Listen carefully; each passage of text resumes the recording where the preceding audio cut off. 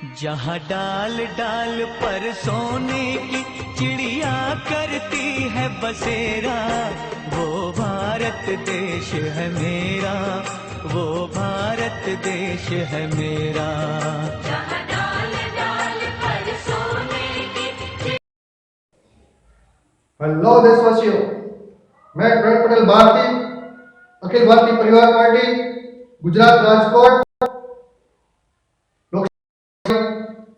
आप सभी से फिर से एक विचार विमर्श रखने और आपके कुछ सुझाव हमें चाहिए। या तो हो सकता है हमारी सरकार को, देश में बहुत से पढ़े लिखे क्षमतावान युवा देश में होते हैं। तो मैं यहाँ कोशिश कर रहा हूँ कि आज की जो हालात पूरे विश्व में मानव जगत के लिए,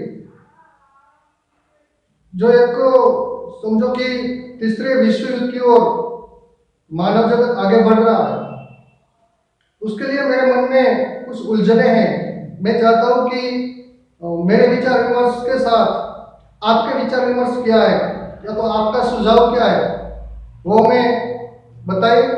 मेरा कुछ क्वेश्चन है, मैं आपसे लोगों से सीखना चाहता हूँ, जानना चाहता हूँ, और मेरे जो विचार है मैं भी रखूंगा, लेकिन मैं ज़्यादातर इच्छा शक्ति मेरी है कि आपका सुझाव बहुत मायने रखेगा।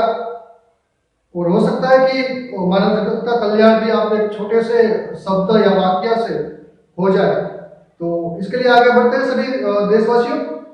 युवाओं को मेरा निवेदन है, या तो जो विद्वान है उससे मेरा निवेदन है, आपकी राय या तो जो भी मैं प्रश्न करूं उस पर कमेंट में आपका सुझाव, आपका उत्तर होना बहुत ही आवश्यक है। तो पहला ही मेरा प्रश्न है कि अभी यूक्रेन और रशिया में जो लड़ाई चल रही है, 3 दिन हो गया है। रशिया में पुतिन जी ने स्टार्ट किया ये लड़ाई। क्या सही में ये पुतिन जी ने लड़ाई चालू की थी? क्या उसकी विचारधारा में लड़ाई करना संभव है या संभव था?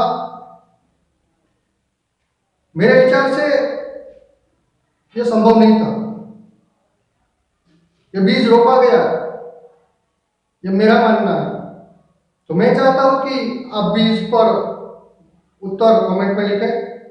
और दूसरा टॉपिक मेरा है, अगर ये तीसरे विश्व युद्ध में पलटता है, या तो यूक्रेन और रशिया की लड़ाई वहां पर ही खत्म हो जाती है। मान लो कि यूक्रेन हार जाता है और सरेंडर कर लेता है रशिया से, तो सही में क्या रशिया को फायदा होने वाला है, या तो कोई तीसरा देश है, समूह है, मानव समुदाय है, या इसका फायदा कौन ले रहा है और किसके लिए ये स्टार्ट किया गया था? इसके साथ ही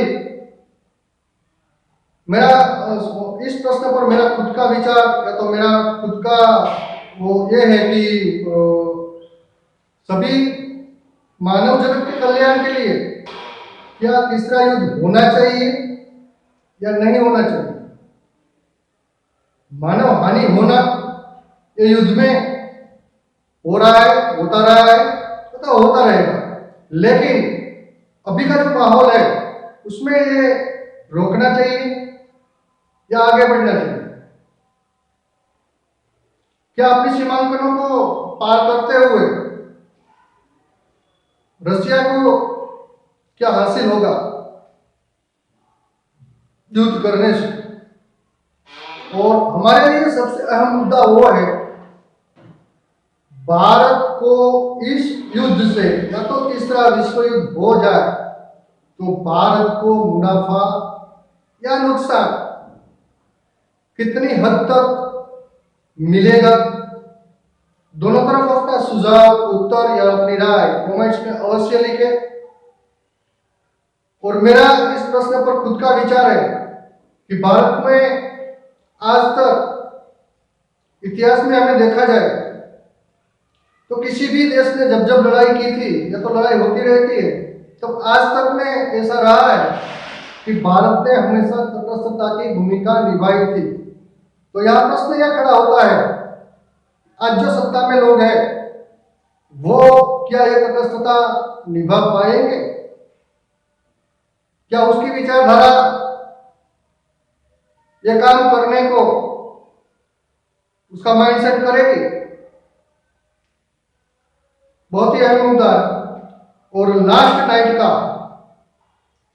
अगर सबसे बड़ा जो निकल आया है इस युद्ध की वजह से, वो ये है कि विश्व में सबसे ज्यादा व्यापार अमेरिका के हाथ में चला गया। 2 ही दिन की युद्ध लड़ाई और अमेरिका एक सर्वोच्च व्यापारी बन गया और सबसे ज्यादा ट्रेड वहां हुआ। हमने देखा कि उसकी शेयर मार्केट भी एकदम उछाल आ गया। तो क्या भारत में इसका असर क्या हो सकता है? आपका सुझाव, आपका उत्तर कमेंट में रखिए। और हमारे देश के लिए अगर बात करें तो चुनाव चल रहा है, 5 राज्यों का चुनाव होने जा रहा है और 3 चरण का चुनाव पूरा हो चुका है। अभी 2 चरण बाकी है, 4 और 5, फेज 4 एंड फेज 5।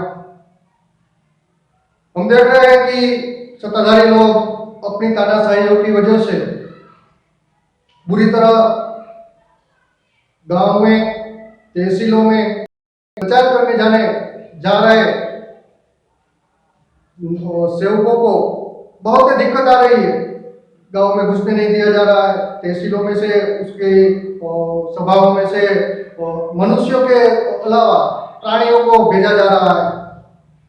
तो ये क्या दिखा रहा है? देश का माहौल कैसा बन रहा है? 2 ऐसे गांव है भारत के जिसने एक भी वोट नहीं दिया। चुनाव आयोग का बहुत कुछ कोशिश करने के बाद भी 2 बूथ पर एक भी वोट नहीं डाला गया है। क्या पूरे भारत को ऐसा करना चाहिए था? क्या 5 राज्यों में होने जा रहे चुनाव में ऐसा हो सकता है? तो जिन लोगों ने वोट डाला है उससे, और जो ये सुन रहे हैं, मुझे मेरी वीडियो देख रहे हैं, उससे सुझाव रखना है कि क्या आप सही थे या जो जिसने वोटिंग नहीं की है, वो 2 बूथ जहां एक भी वोट नहीं पड़ा है, वहीं के जो मानव है, उसने सही किया या आपने सही किया? सच खोजने की मेरी कोशिश है। आप सभी से फिर से रिक्वेस्ट करता हूं, मेरे हर एक प्रश्न पर अपनी उत्तर, कमेंट और सुझाव रखिए प्लीज। ये हमारे देश के लिए, युवाओं के लिए, आने वाली पीढ़ियों के लिए बहुत कुछ मायने रखता है। इसके साथ ही मैं अपनी वाणी को विराम करूं, इसके पहले मैं आपको बता दूं कि देश का भविष्य तय करने के लिए मैंने आपके सामने ये सब प्रश्न रखे। आप अवश्य अपना दायित्व निभाएं। जय हिंद, जय भारत।